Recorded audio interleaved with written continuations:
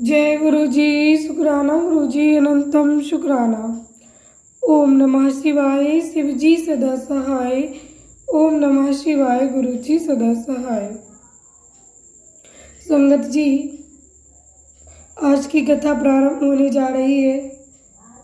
आज की कथा में हम माँ भगवती की कालिका अवतार की कथा का श्रवण करेंगे।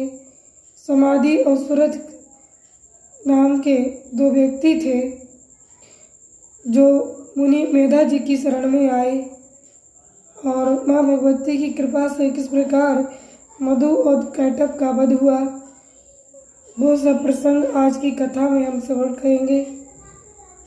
आज की शिव महापुराण की कथा बहुत ही डिवाइन है, क्योंकि इसमें आज भगवान शिव की प्रिया माँ भगवती की कथा है। उनकी द्वारा की गई लीलाओं का वर्णन है।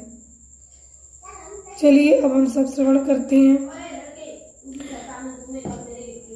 गुरुर्ब्रह्मा गुरुर्विष्णु गुरुर्देवो महेश्वरा, गुरुर्साक्षात् परब्रह्म तस्मै श्री गुरुवे नमः।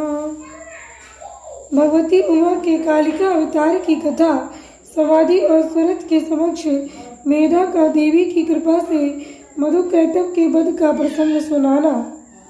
इसके अनंतर छाया पुरुष सर्ग, कश्यप वंश, मनवंतर, मनुवंश, सत्यव्रतादि वंशप्रत कल्प तथा व्यासोत्पत्ति आदि का वर्णन सुनने के पश्चात मुनियों ने सूत जी से कहा, ब्रह्मत्याओं में श्रेष्ठ सूत जी, हमने आपके मुख से भगवान शिव की अनेक इतिहासों से युक्त रमणीय कथाएं सुनी, जो उनके नाना अवतारों से संबंध रखती हैं तथा मनुष्य को भोग और मोक्ष प्रदान करने वाली हैं। अब हम आपसे जगत जननी भगवती उमा का मनोहर चरित्र सुनना चाहते हैं। पर ब्रह्म परमात्मा महेश्वर की जो आधा सनातनी शक्ति है, वे उमाराम से विख्यात है। वे ही त्रिलोकी को उत्पन्न करने वाली पराशक्ति है। महामते दक्ष कन्या सती और हिमवान की पुत्री पार्वती के उमा के अवतार हमने सुने। सूत जी, अब उनके दूसरे अवतारों का वर्णन कीजिए। जगत जननी जगदम्बा उमा के गुणों को सुनने से कौन बुद्धिमान पुरुष विरत हो सकता है। ज्ञानी पुरुष भी कभी उनकी कथा श्रवण के शुभ अवसर को नहीं छोड़ते। सूत जी ने कहा, महात्माओं, तुम लोग धन्य हो और सर्वदा कृतकृत्य हो, क्योंकि पराअंबा उमा के महान चरित्र के विषय में पूछ रहे हो। जो इस कथा को सुनते, पूछते और वांचते हैं, उनके चरण कमलों की धूलि को ही ऋषियों ने तीर्थ माना है। जिनका चित्त परम संवित स्वरूपा श्री उमा देवी के चिंतन में लीन है, वे पुरुष धन्य है, कृतकृत्य है। उनकी माता और कुल भी धन्य है। जो समस्त कारणों की भी कारण रूपा देवी श्री उमा की स्तुति नहीं करते, वे माया के गुणों से मोहित तथा भाग्यहीन है, इसमें संशय नहीं है। जो करुणा रस की सिंधु स्वरूपा महादेवी का भजन नहीं करते, वे संसार रूपी घोर अंधकूप में पड़ते हैं। जो देवी उमा को छोड़कर दूसरे देवी देवताओं की शरण लेता है, वे मानो गंगा जी को छोड़कर प्यास बुझाने के लिए मरुस्थल के जलाशय के पास जाता है।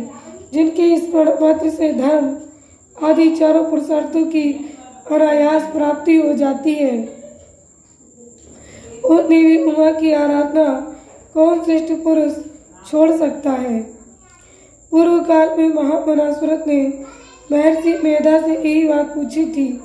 उस मेधा ने जो उत्तर दिया, मैं वही बता रहा हूँ। तुम लोग सुनो।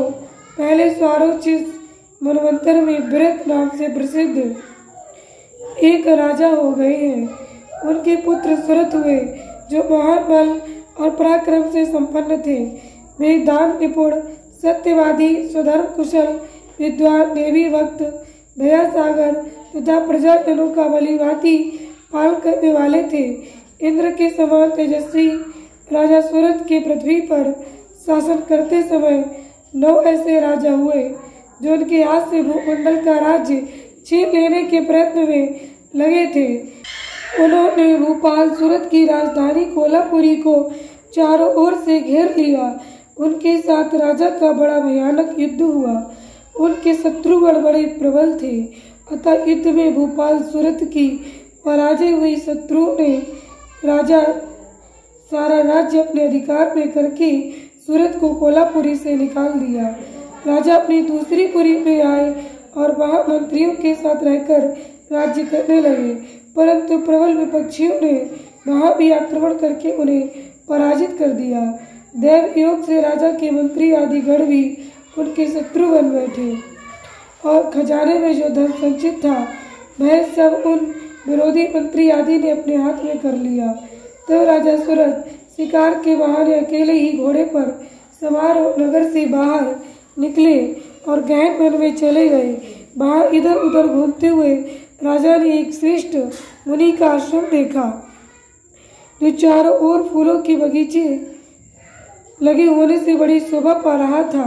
वहां वेद मंत्रों की ध्वनि गूंज रही थी।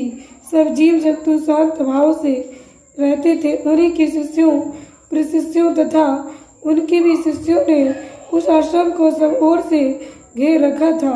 महामती विप्रवर मेधा के प्रभाव से उस आश्रम में महाबली व्याघ्र आदि अल्प शक्ति वाले गौ आदि पशुओं को पीड़ा नहीं देते थे। वहां जाने पर मुनीश्वर मेधा ने मीठे वचन भोजन और आसन द्वारा उन परम दयालु विद्वान नरेश का आदर सत्कार किया। जय गुरु जी। शुक्राना गुरु जी, अनंतम शुक्राना। ओम नमः शिवाय। शिव जी सदा सहाय। ओम नमः शिवाय। गुरु जी सदा सहाय। संगत जी, आज की कथाएं में विराम करते हैं। अध्याय काफी बड़ा है, तो आगे की जो कथा है अध्याय में वो हम कल श्रवण करेंगे। इस अध्याय को संगत जी 2 भागों में विभाजित करते हैं। आधा अध्याय आज हो गया और आधा कल श्रवण करेंगे। आप और आपका परिवार सदा स्वस्थ सुखी समृद्ध रहे। संगत जी, सावन में बड़ी ही परम पावन कथा चल रही है शिव महापुराण की। बिल्कुल भी स्किप मत कीजिए। सावन का महात्म्य में सबसे अधिक होता है। संगत जी, सावन में जो कोई भी इस पुराण को सुनता है या कहीं से उसके कान में 1 या 2 अक्षर भी पड़ जाए इस कथा का, तो उसका सर्वथा कल्याण होता है। ओम नमः शिवाय। शिव जी सदा सहाय।